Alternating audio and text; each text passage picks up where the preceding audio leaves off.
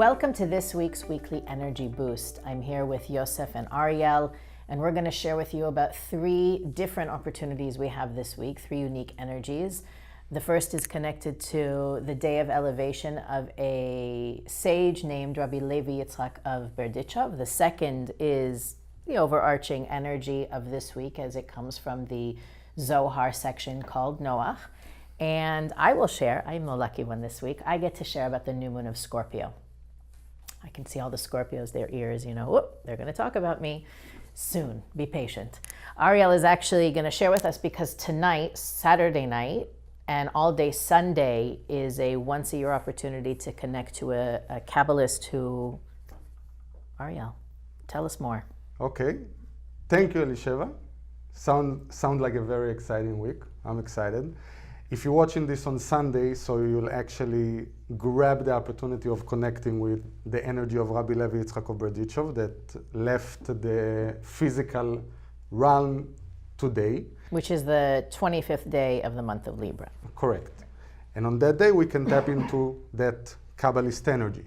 And one of the ways to connect with the energy of the Kabbalist is to learn about them through stories that can then help us to understand what is the unique energy that we can connect to. So there is a beautiful story about Rabbi Levi Yitzchak of Berdichov that was walking on Yom Kippur. Which we spoke about that a couple of weeks ago. It's, according to the Kabbalist, one of the most positive days of the year. And in order to tap into the energy, we fast on that day. And he saw a person that was eating on the day. So he came to him and he told him, you maybe forgot that today is Yom Kippur, it's a day of fast. So the guy is telling him, no, I didn't forget. I know exactly that today is Yom Kippur. So Rabbi Levi Yitzchak of Berdichov turned to him and he says, so you probably forgot that today it's a day of fasting, that we're not supposed to eat on that day. He said, no, I remember completely that we're not supposed to eat, and I'm actually having so much fun eating my barbecue chicken right now. So Rabbi Levi Yitzchak of Berdichov turned into the sky to the Creator, and he tells him, God, look at your children, how honest they are. And the point is that he was always able to see the good. Right. Anybody else would probably judge him and think about, what kind of year this guy's going to have for being so... and especially entering into the months of Scorpio. Right. We especially need we that need energy, help being seeing able the to good. see the good. At the same time, there is another story about him that every day he would turn to the Creator and he would tell the Creator, I really... going to commit to change certain aspects of who I am. I want to improve. And then he would hear a voice in his head that is telling him, yes, but also yesterday you committed to change that. So he would answer that voice and he would tell, yes, but today I really mean it. And he explained that the Creator always forgives us and always give us another opportunity and another chance. But we don't forgive ourselves. We kind of hold the past with us. So he's also giving us the opportunity, the ability to forgive ourselves and at the same time to always improve and seeing the good in ourselves and in others. Like to do the work in a real way and not, Yeah, not from a place of beating ourselves up, because we all have areas in our life, in ourselves, that we would like to improve, and also others. So by seeing the good in others and being forgiving and patient with ourselves and with others, that process becomes so much better, and the growth is so much faster. It's amazing that I know you don't realize it, but last week we spoke about second chances and that the universe gives us another chance and another, every connecting to the energy of Breshit, like every day is another chance to begin anew. Here comes Rabbi Levi Yitzchak of Berdichov to remind us again, wherever you are, you're supposed to be there and move from there rather than what you didn't, what you aren't, what you can't, and so on. I get to see that everything is really connected. It's really the theme of this month is to be gentle with ourselves. And again, like Ariel said, how important in the month of Scorpio as we begin, at the end of this week, to be gentle, but we'll get there. Yosef, you prepared something to share with us around the Zohar portion of this week, the teaching of the energy of the week, which is the portion of Noach. Which means? Most of the viewers, I think, familiar with the biblical story of Noach and the Ark. Right. Hollywood Noah's made some Ark. few movies about it, yes? Right. I think the last one was with Russell Crowe a couple years ago, Noah. 3 years ago. Right. No, okay, so it's a famous story. Either you know it from your reading of the Bible or from the movies. Or, by the way, it's a very popular children's story. Aside from the biblical connotations, I think every little kid learns the story of the animals going 2 by 2 onto the ark, and the rainbow and the doves. There you go. So the entire San Diego Zoo, it was always one of the things that I asked myself, how they can get all those animals into one little It wasn't ark. a sailboat. It was big. It was big. So that actually leads me into what I want to share from the Zohar, and it leads actually, Ariel, the second thing I want to share into your beautiful story. So we know already that we have the energy of Noach and the ark. According to Kabbalah, it's much more than simply a little ark or a big one or a boat. The first thing I would like to share is that this week, the energy of the week, that's the real spiritual meaning of the ark, it's providing us with protection shield.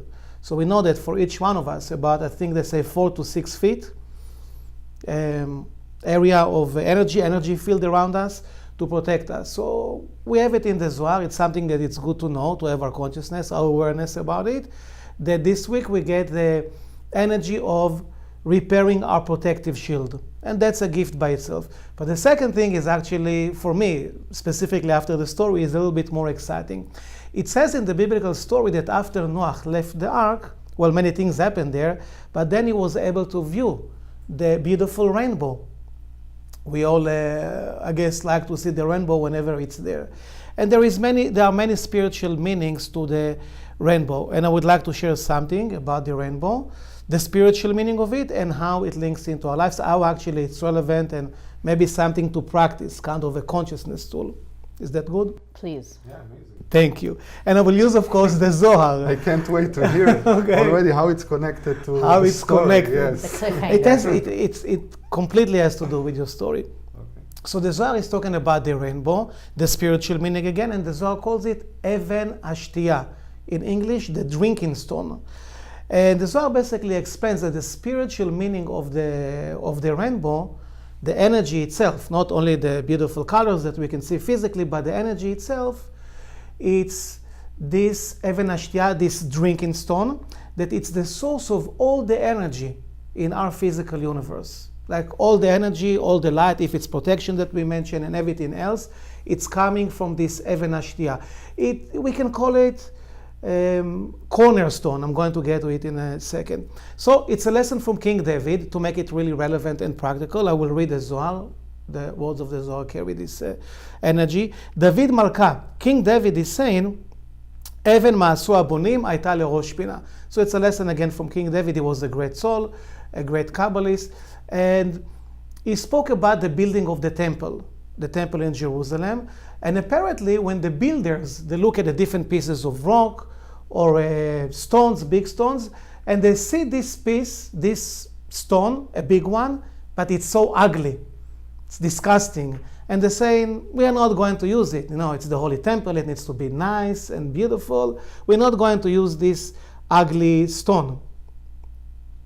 Later on, they realize this ugly stone is actually the most beautiful stone, and they use it as the cornerstone. Like they couldn't complete the building. The hole that was left was exactly the shape of this ugly stone. Exactly. How many times we say stone in the last minute? It's a lot of stones there, okay?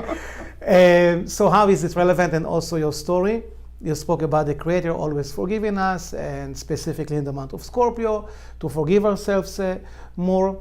And the lesson from the Zohar and from King David this week is that this week we can look into ourselves and maybe the attributes, the things about me, for each one of us, the thing that I think this is like my most ugly attribute, my most disgusting The worst thing. The about worst me. thing that I can think about myself, and I judge myself, and I'm upset at myself. This negative attribute was actually, for each one of us, was given to us as a gift. This is the cornerstone of our spiritual walk. Rav Ashlag, the founder of the Kabbalah Center, called it Nekudat HaAchra, the tipping point. So once we realize that the most disturbing things about each one of us. Which is usually also the thing that is the most difficult to overcome, so we keep Right. going back to them all the time. Right, good point. Usually it will be, almost I think it will be the most difficult thing, and again we're judging ourselves and being upset and angry.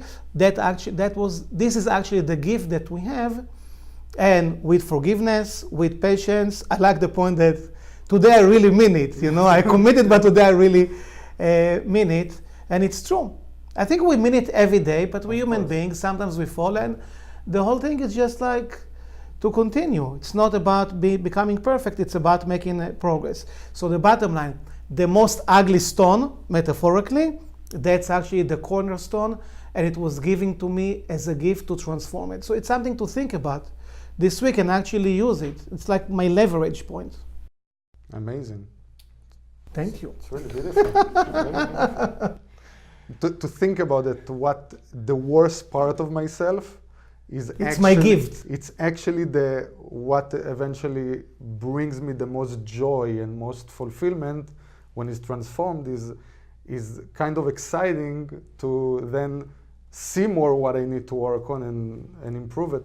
Instead of shy away from it and running away from it. I think that's also in the movies and the stories that we love are the ones where the hero has to transform something huge or resist the dark parts of their, you know. Those are the stories we love because that's really our story. So we're all heroes this week and in the month of Scorpio. Absolutely. And I look at the idea that this is this week's energy, which culminates in the new moon of Scorpio, which is this Thursday night until Saturday night. And you'll see if you examine the Kabbalistic calendar that some new moons are 1 day, some new moons are 2 days. The reason that happens is because most Kabbalistic months have 29 days. On the ones that have 30 days, the birth of the new moon happens on the 30th day, but the beginning of the month is on the first day of the next day. It's the first day of the month. So for the example, the 30th day of the month of Tishrei, the last day of this month, is the beginning of the new moon. The new moon begins to transition, but the actual first day of the month is on Saturday. So Scorpio, the month of Scorpio, people that are born in the month of Scorpio have the illustrious reputation of being extreme, right? We can say that if you're a Scorpio or you live around Scorpios, they're very, in a sense, probably lucky in that sense that things are either black or white for them. There's no gray in the world of a Scorpion. And the reason we talk about the attributes of the individuals born in the month is because it helps us to understand how we're going to be influenced during this month. Scorpios are, first of all, wonderful people. The sign Scorpio is a water sign, which means that they're connected to emotions. Perhaps their point of transformation, their drinking stone, their cornerstone is the idea of control, right? It's there's the security and the confidence that they experience in their lives comes from a sense of control. But this month for all of us is going to be a great opportunity. I think in the Kabbalistic calendar, we look at it as a month of test. Not test meaning, do you pass or do you fail? But this past month of Libra, we've had connection after connection after connection. Cosmic window after cosmic window after cosmic window. And if you've been keeping on top of them, we joked about it in, I think, the previous weekly energy boosts, you're tired, right? The month of Scorpio is the month of the year without a single additional cosmic window. We do have the new moon, we have the full moon, we may have death anniversaries, but there's no unique windows in time this month. And the Kabbalists teach that what we get to do this month is really earn what we drew down in the month of Libra. So the reason that's important for us as we look at the new moon on Friday and Saturday is we want to think about who we want to be in this coming month. Right? Knowing that Scorpio can be a month of extreme emotion, a lot relegated around the idea of control or who's in charge, or what is a sense of control really? Knowing all the details, right? Knowing what's going to happen, predictability, people doing what they're supposed to. And we're all going to be leaning towards that. If you know that that's the influence, how can you counter that, right? You want to be a person who's flexible and easygoing, and again, everything that Ariel and Yosef basically said, looking for the good in people, giving a second chance and a third chance and a fourth chance and a 20th chance, taking from Thursday night until Saturday night to be exactly who we want to be in the next 30 days. And that's why I love the fact that we can share this with you in advance so that you can spend the week thinking, who do I want to be this month? How can I be the best version of me in those 48 hours and create that imprint for the entire month? I mean, I'm Pisces, so maybe as a water sign, I'm extra sensitive to that. Can you maybe expand a little bit about that idea of water in this month? We know that the flood actually happened during this month. Is there anything that you can tell us about the energy of water? Yes, of course. Well, I'm a little bit biased. I have a lot of water in my chart, and that's... This is exactly why I was asking this. There is no better person. Ariel and I work very closely together, so he knows the watery side of me. It's all of the water signs, which is Scorpio, Cancer, and Pisces, are extra sensitive. So that's it can be a great thing if you're sensitive and in tune with other people. It's a terrible thing if you let everything that goes on around you hurt you, upset you, that you take it personally. So the fact that the great flood of the story of Noah took place in the month of Scorpio, on the 17th day of the month of Scorpio, is an indicator that there is an inundation of sensitivity, not necessarily the positive kind, and emotion in this month. So what we call sensitivity for the self alone. Sensitive they for myself. hurt me. Right. Why they did Taking this to everything me, becoming personally. a victim instead of better using that it you for... say it than I say it, right? The Kabbalistic perspective, though, is that if we can be the person that we want to be in those first 2 days, right, Friday and Saturday, what we're doing is we're really developing an immunity, right? That's what we want to do. It's not that we want to be victim to that emotional and sensitive atmosphere, but we want to be able to rise above it. So it's our hope in sharing these ideas with you that you can take the consciousness and choose to act from a more elevated place, to choose to rise above the influence of the zodiac and create your reality rather than let the energy around you create your circumstances. So as in every week, and particularly this week when we have the new moon coming towards us, you can check the comment section for ways that you can participate in a live new moon connection with us, whether you're on your own in your Kabbalah studies, near a study group, or at a Kabbalah center. There's definitely a way for you to connect. Check the comment section, and also feel free to give us your feedback, your comments, and your questions about what we've spoken about or what you'd like to see in future episodes. You can also email us those details at energyboost@kabbalah.com. Anything you want to add, guys? Did we miss anything? Have a happy roller coaster in the month. In the words of Yosef, good luck in the roller coaster of the month of Scorpio. We'll continue every week to share with you more inspiring elements of consciousness to get you through this time. And again, don't brace yourselves. It doesn't have to be that very Scorpio of him to be so dramatic. It doesn't have to be so dramatic, but that's one of the benefits of the wisdom and the tools of Kabbalah is it gives you the edge, the advantage to know what's ahead so that you can do your best with what it is. Have a wonderful week, and we'll see you at the next weekly Energy Boost. Bye-bye.